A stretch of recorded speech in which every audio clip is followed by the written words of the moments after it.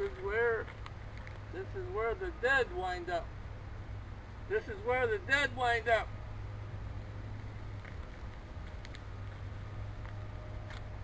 The dead wind up over here.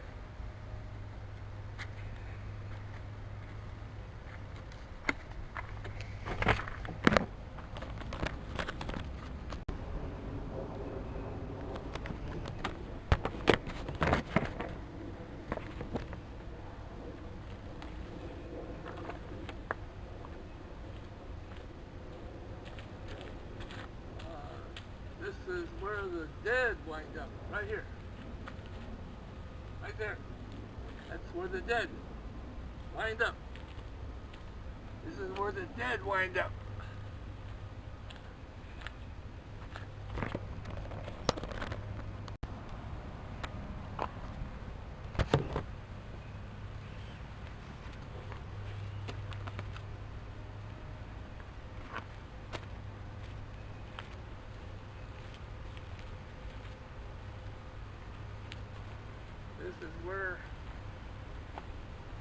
This is where the dead wind up.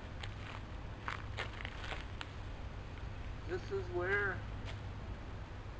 where the dead wind up. Right there.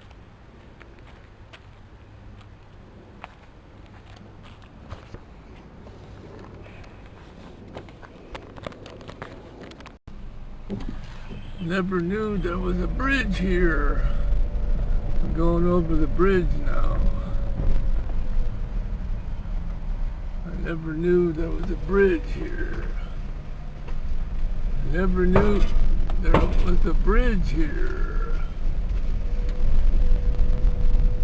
Never knew there was a bridge here.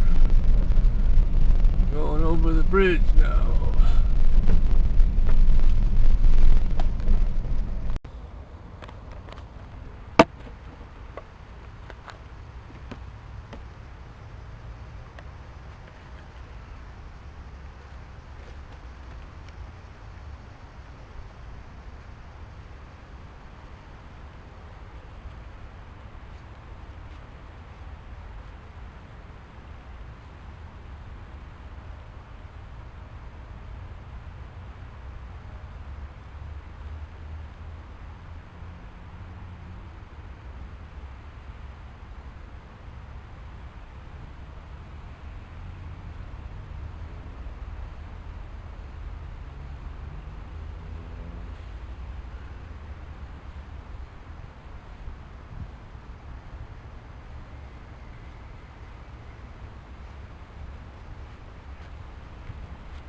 I'm at the cemetery visiting Jesus.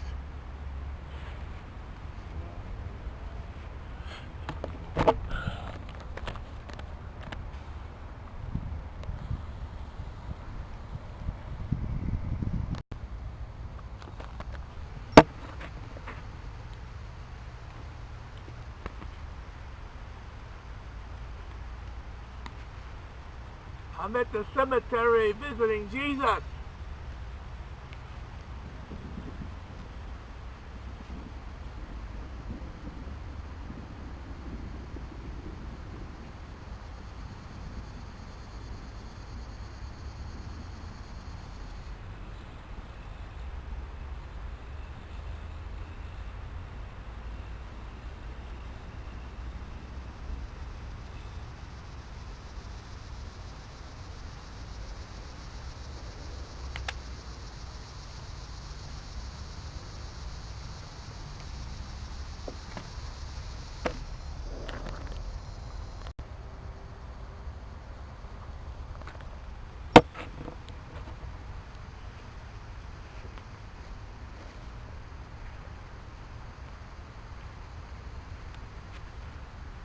I'm at the cemetery visiting Jesus.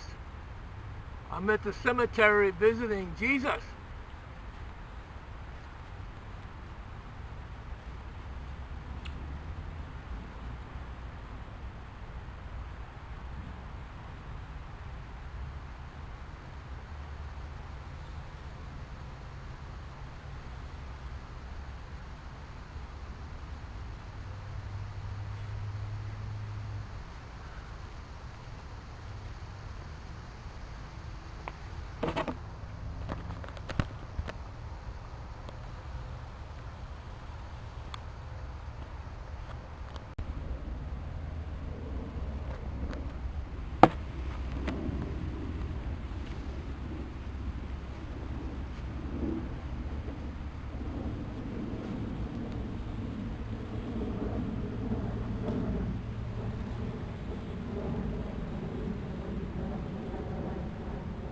I'm at the cemetery.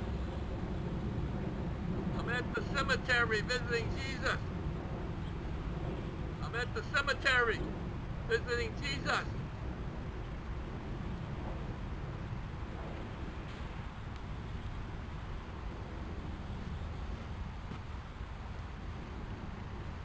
I'm at the cemetery visiting Jesus.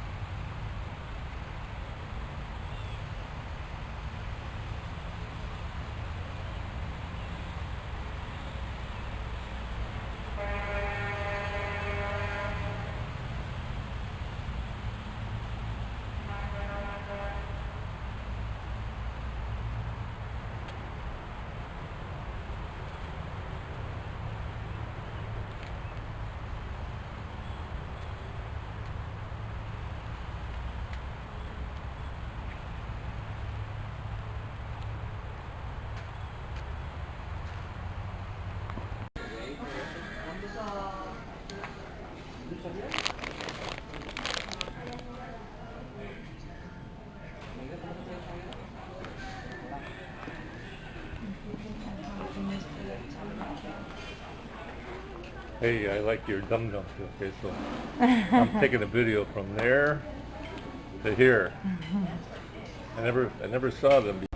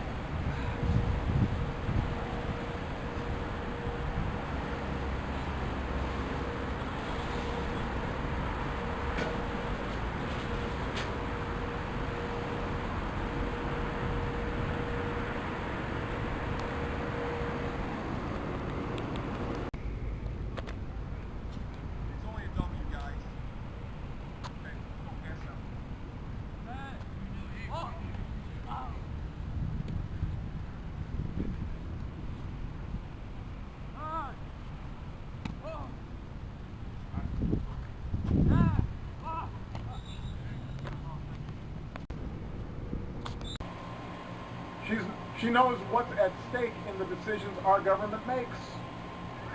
What's at stake for the working family, for the senior citizen, for the small business owner, for the soldier, for the veteran.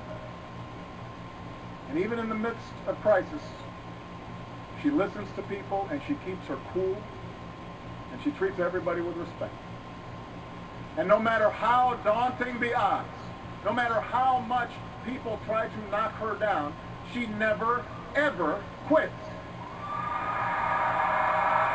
Request that the Russians get involved in our political process. Yeah. So, Peter, you mentioned President Ronald Reagan, and then John Federhurst, Potthurst, right? There's a Reagan speechwriter. He tweeted this tonight. He said, take about 5 paragraphs out of that Obama speech, and it could have been a Reagan speech. Trust me, I know. What do you think of that? Yeah, what I think Obama did, which was fascinating, and Congressman Sherman mentioned it, is Donald Trump is peddling nostalgia. He's peddling nostalgia for people who think that America was, hit its high point in 1985 or 1955 and has been on the downhill ever since. And Barack Obama was saying, we can honor the past, my Kansas ancestors and their values. But America we don't lose those just because a lot of Mexicans and Muslims come in and because women and African Americans get empowered. Those values are universal. Just because we revere the past doesn't mean that we lose it when the demographic face of America changes. And that, I think, was in a way a very powerful response to Donald Trump, and it was a personal response. Because remember, Donald Trump questioned his Americanism, questioned whether he was really an American. He said, I am the grandson of Kansas. I have a black father and a Muslim. Just 2 days ago, he deployed overseas to protect and defend the very NATO allies that Donald Trump says he now wants to abandon. Semper Fi, Nat. Semper Fi.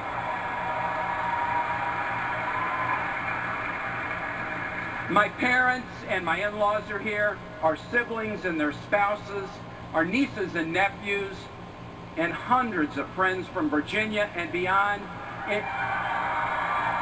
I love seeing you front and center. Did a way to introduce himself to everyone across the nation, and here is his speech in its entirety. Thank you, everybody. Hello, Philadelphia. Hello, Democratic family. I want to start off by thanking my beautiful wife, Ann, and my 3 wonderful children, Nat, Woody, and Anella. They're sitting right up there. Malarkey was the first word. What do you think? I'm thinking. I can't remember hearing. Do you think Tim Kaine could overshadow Hillary? Just he says too much to the guy, too much. I don't. Pizzazz. No, maybe if she stands directly behind him. Yeah. Other than that, no, I don't see that happening. Yeah. Who else is there? I thought he was great. I thought Michelle Obama, not a joke, but what you make of her Monday night?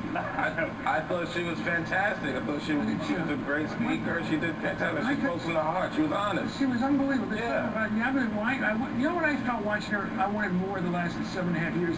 She just took the heart and the charm, and everything was there, and the big picture, the elevated, very good too. You liked it? Yeah, I liked it when you go off set and you get a good thing going. It's fun. Yeah. You get a better, when we do everything live, you only get one crack at it, but... I'm going to run some names by you, because I get the feeling that you guys, there was a movie where they said 3's fun, 4, what are the numbers that are funny and some numbers are not funny? 3 is funny. 3's I funny. think I say what's the movie, Three's Company. That is. No, there's a movie called My Favorite Year about the guy. Joe Malone. Let's do this now. Okay. Joe Biden.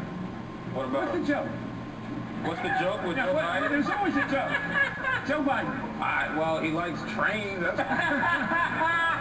Trains, go. Yeah. You know the gaps. He likes trains. The gaps. He said literally 10 times. He literally said literally 10 times. He likes the word. Yeah. Really fun. And Malarkey. I like him. Malarkey's kind of old. Malarkey's... They gotta get you a Way car. down in South Florida. What happens is they herd you into this area, and all of a sudden these protesters realize they are stuck like in a box canyon, and they get really mad, and all they can see around them is scream. I would have given anything to hear those conversations. Well, they come after me. I was the media. Did they? Oh yeah. What'd they say? tell the truth. That's their go-to, right? And I said, tell me what I'm saying wrong. And I didn't get very clear after that. I don't think anybody's more honest and lucid than you are. I am loose. It gets into trouble. Yes, it could, I guess, maybe. Let me tell you, I was watching you tonight, and I think you guys were really good. Thank you. How it's important to elect someone who has had a passion from even before they were in office, and hers is protecting kids and families. But what about her time in office? Did he talk about that as well? He absolutely talked about that. He talked about being in the Situation Room when we decided to take out Osama bin Laden. He talked about what she did for New Yorkers after 9/11. We heard about brokering the ceasefire between Hamas and Israel. And all those things that he said, it just made you feel great to be an American, which was very nice to hear. But at the same time, talking about all of this attack going towards Donald Trump, was there enough talk about some of the accomplishments of Hillary Clinton? No, and that's the problem, is it's not enough to be against somebody, you got to be for somebody. And I don't think the American people learned anything new or things they should have known about Hillary Clinton and what she's going to do for America. It was everybody jump on Donald Trump. And poor Tim Kaine couldn't get arrested. Well, the poor guy was sitting up in his box while they were taking all their bows on the stage with Obama and Hillary. Tim Kaine, actually, I think that was one of his high points, was actually going through. Night was a group of 3 people. It was a 1-2-3 punch of Leon Panetta saying you don't want an unstable, erratic finger on that trigger. And then you had Biden saying what kind of person takes joy in firing people, hitting at his character. And then you had the ultimate independent, Mike Bloomberg, a real billionaire, come in and really sock it to his fellow New Yorker, pointing out that Donald Trump is not the guy we think he is. The only thing that's real about him, as he said, was his hypocrisy. I thought it was an amazing night. Yeah, and Brad, just 2 points on that, because it was a very patriotic night. I mean, it's specific. Think they like you.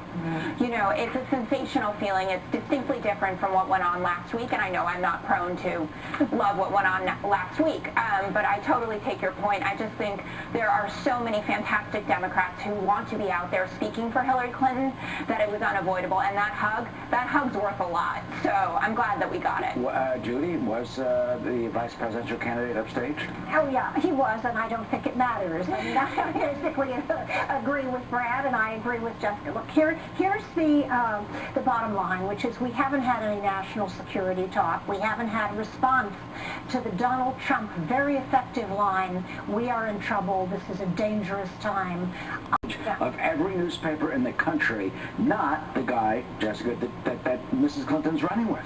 No, I actually thought that Tim Kaine was the weakest this evening, but he was also up against the ultimate all-stars here. And I think that's not just this night. I mean, the Democrats have put on a master class in fantastic speaking. You put him on Monday night, then he's up against Cory Booker. We'd have to move Michelle to another night. We have such a deep, extraordinary bench. And I was talking to Judy about this earlier while we were getting our hair did. And I said, what a night to be a Democrat, to see the diversity, to have people from the military speaking out on behalf of Hillary Clinton, which we had talked last night about the need for that.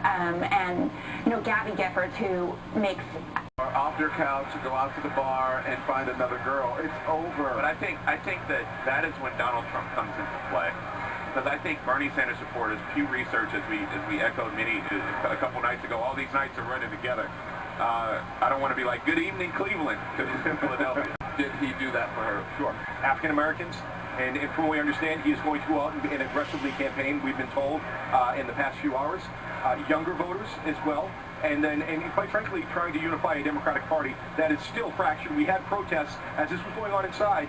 What people don't know is that outside, there were still protests going on, people that are still frustrated that they think that Bernie Sanders should have been the nominee. So, before I move on to the next moment, Bernie Sanders people, I understand, but she's gone. She has a new boyfriend. And I hope sometimes I picked you up too.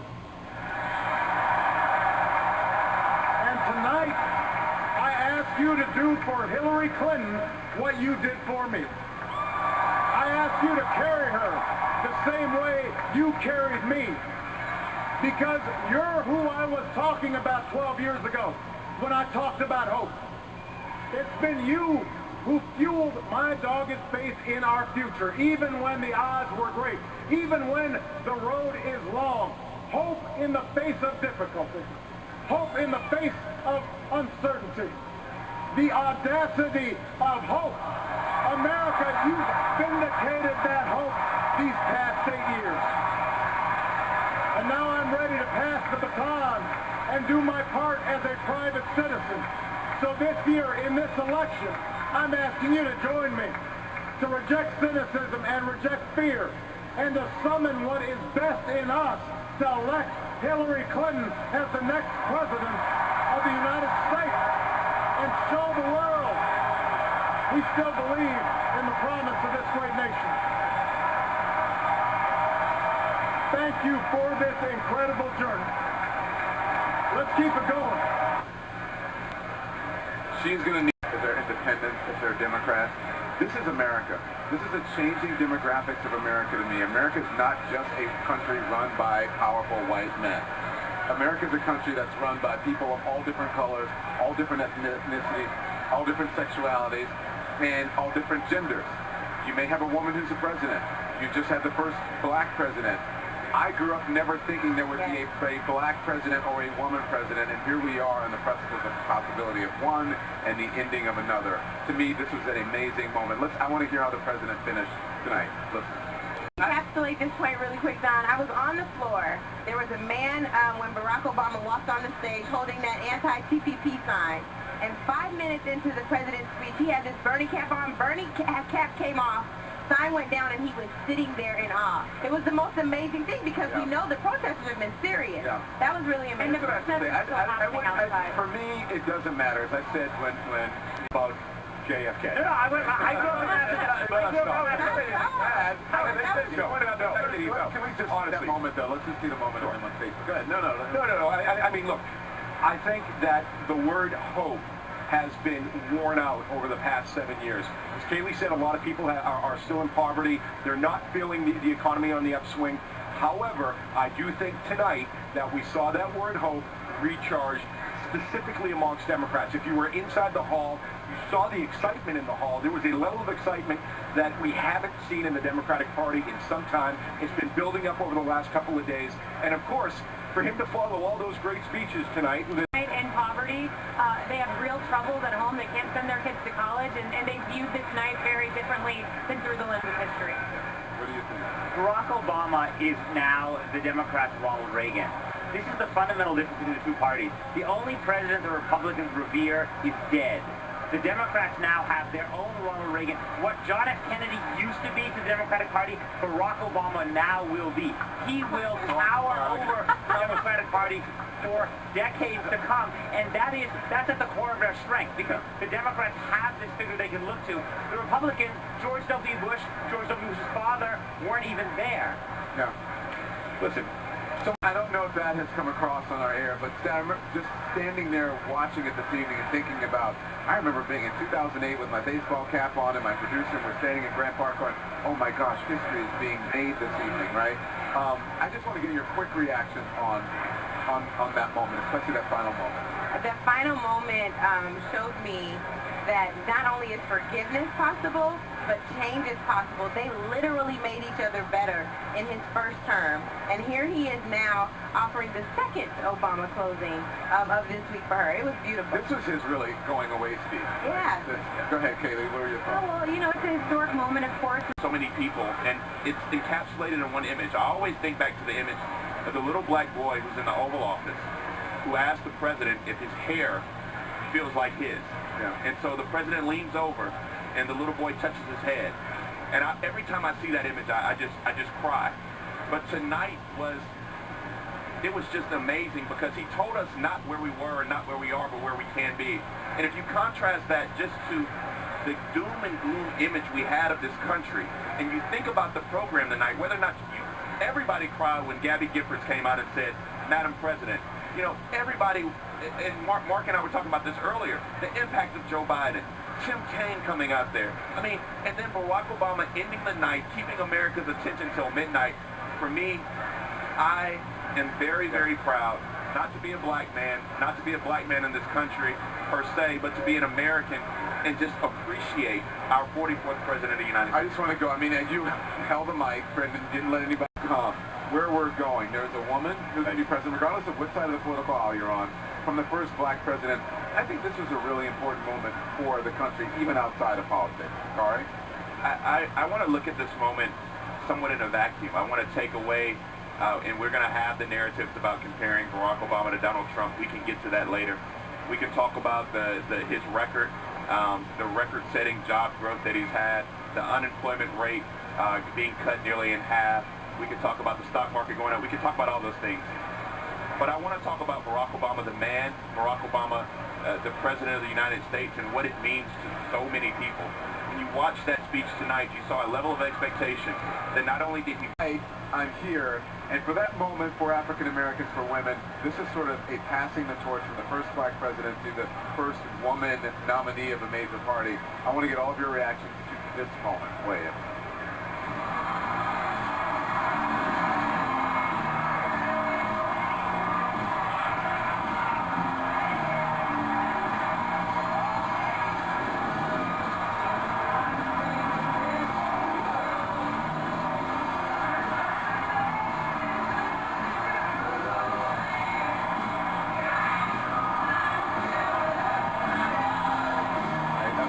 And they knew that it was it. But this is a moment really for, I think, for the country to...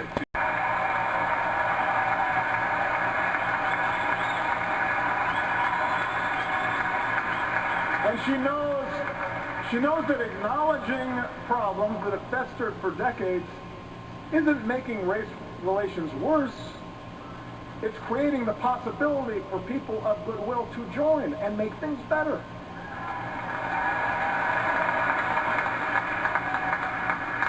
Hillary knows we can insist on a lawful and orderly immigration system while still seeing striving students and their toiling parents as loving are rarely black and white. She understands that even when you're 100% right, getting things done requires compromise. That democracy doesn't work if we constantly demonize each other. She knows that for progress to happen, we have to listen to each other and see ourselves in each other and fight for our principles, but also fight to find common ground, no matter how elusive that may sometimes seem. Hillary knows we can work through racial divides in this country when we realize the worry black parents feel when their son leaves the house isn't so different than what a brave cop's family feels when he puts on the blue and goes to work. That we can honor police and organize and fight for collective bargaining and better wages.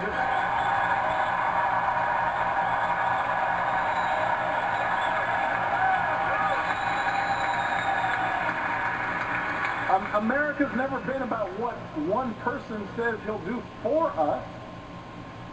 It's about what can be achieved by us, together, through the hard and slow and sometimes frustrating, but ultimately enduring work of self-government. And that's what Hillary Clinton understands. She knows that this is a big, diverse country. She has seen it. She's traveled. She comes from those immortal declarations first put to paper right here in Philadelphia all those years ago. We hold these truths to be self-evident, that all men are created equal, that we, the people, can form a more perfect union. That's who we are. That's our birthright, the capacity to shape our own destiny.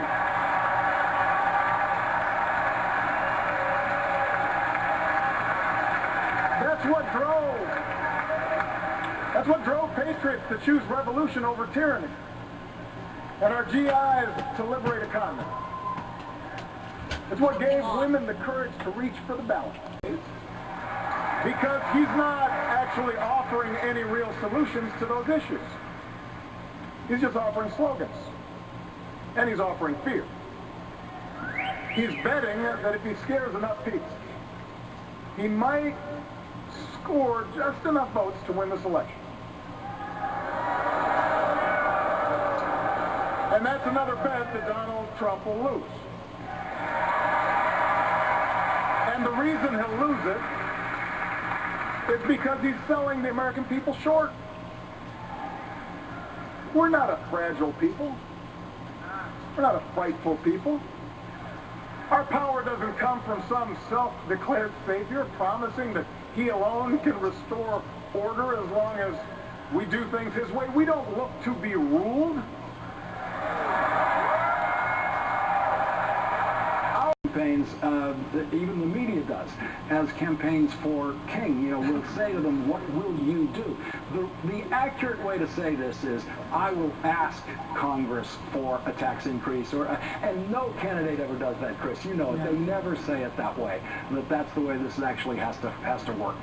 I think there is an assumption of omnipotence once you get in there. Lawrence O'Donnell, you're a skilled legislative observer. Thanks for coming on again. We've got another hour of Hardball coming up live on day 3. This is a problem, and this is a problem that applies to the Trump campaign too, and it commonly applies to presidential campaigns.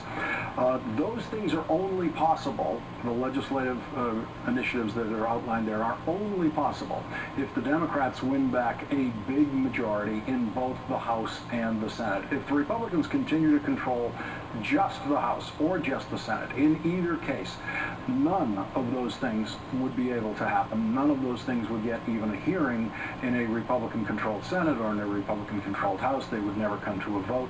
The one thing in there that Hillary Clinton probably could deliver on is the line there about protecting Roe versus Wade, which she would do through appointments to the Supreme Court. And again, that's if, and now this is a question in America, that's if a Republican-controlled United States Senate would actually confirm Hillary Clinton's selections to the United States Supreme Court. Chris, back to you. The trouble with you, Lawrence, is including President Obama, and Donald Trump did say in one of the debates that our military is a disaster. That is something that no other presidential candidate has ever said. And now let's listen to something that Tim Kaine said tonight in his speech. You can go on HillaryClinton.com right now and find out exactly how she'll make the biggest investment in new jobs in a generation, how she'll defend and build on Wall Street reform, how she'll reform our immigration system to create a path to citizenship, how she'll make it possible to graduate from college debt-free. You can see how she'll protect Roe v. Wade, guarantee equal pay for women, and make paid family leave a reality. One of my very favorite speeches that the president gave, and I think is illustrative of his personal belief systems.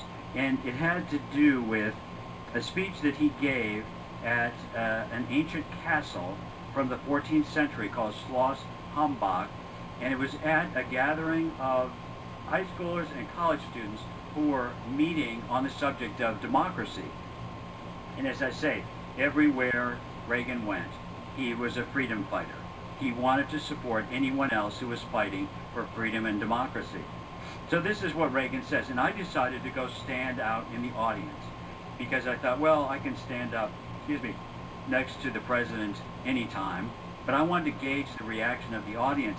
And there was so much enthusiasm, and I think they took this speech very seriously, and I can imagine myself there thinking, how many of these young people are going to be freedom fighters?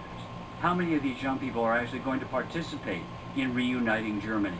And I imagine that many did take up this charge and mantle that Reagan gave them. And this is what he said, among other things, but this is just this last two statements.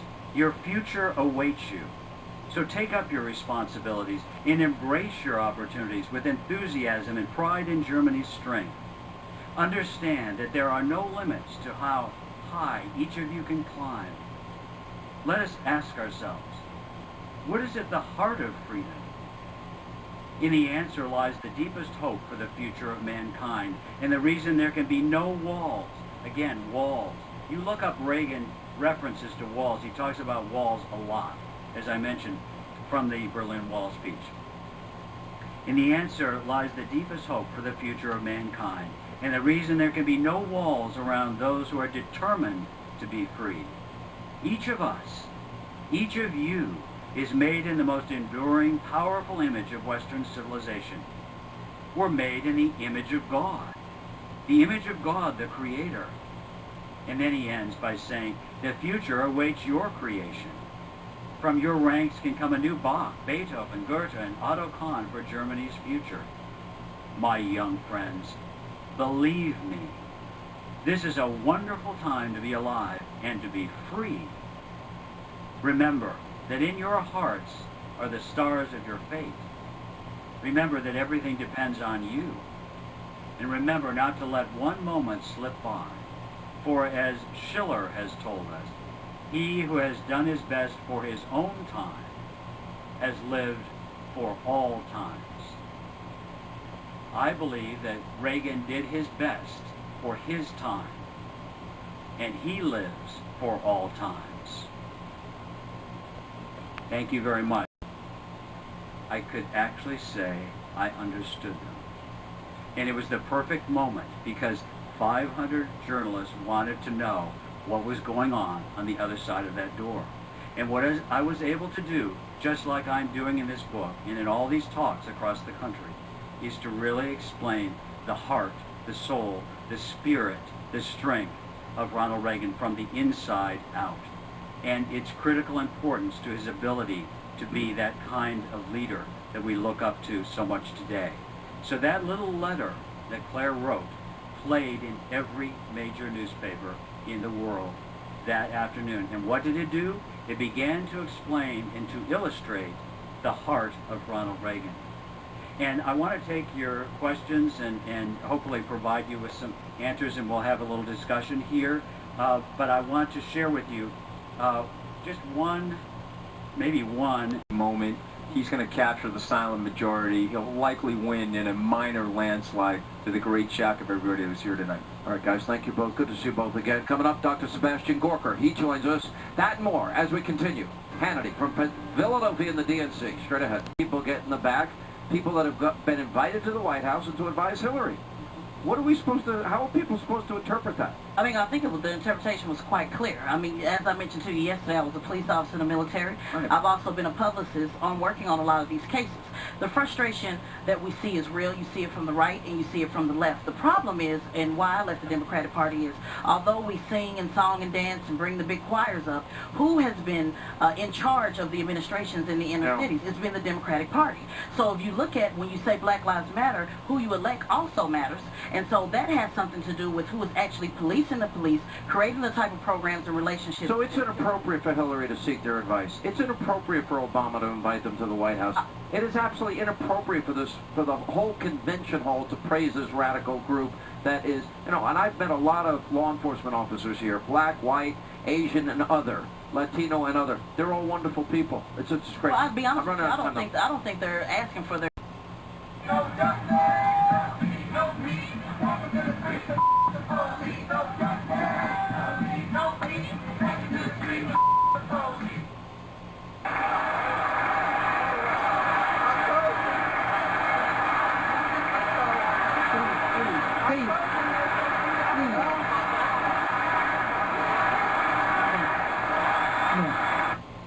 I need all white people to move to the back. This is a black and brown resistance march. If you are for this march and you are here in support, you will appropriately take your place in the back of this march, because it will be truly led by the black and brown community, and that's it. So if y'all see any white folks, direct them to the back of the crowd. That includes media. Make room for black media. That includes media. Make room for black media. White people to the back, black people to the front. So they're chanting here, Teslan, last night. The hip-hop community, that's not a negative. Right. But I think he curdled the milk by being so negative toward the Mexicans. You would say the illegal immigrants. We would say the Mexican community. So negative toward the Muslims. and it became, I think, hard, for African Americans to feel comfortable with him at the level of his intolerance. Someone, though, will make this play. They will go into the black community and they will say, "I'm rich, you're poor. I can get you there." I got to take a quick break. But it won't be up next. Hillary Clinton's crucial no Class Democrats, grudgingly country club Republicans, and those folks, you know, the sort of Romney supporters.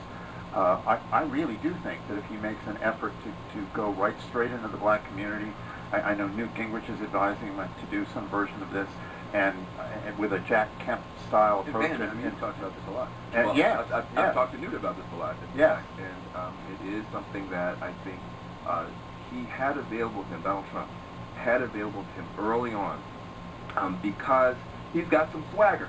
Yeah. Donald Trump.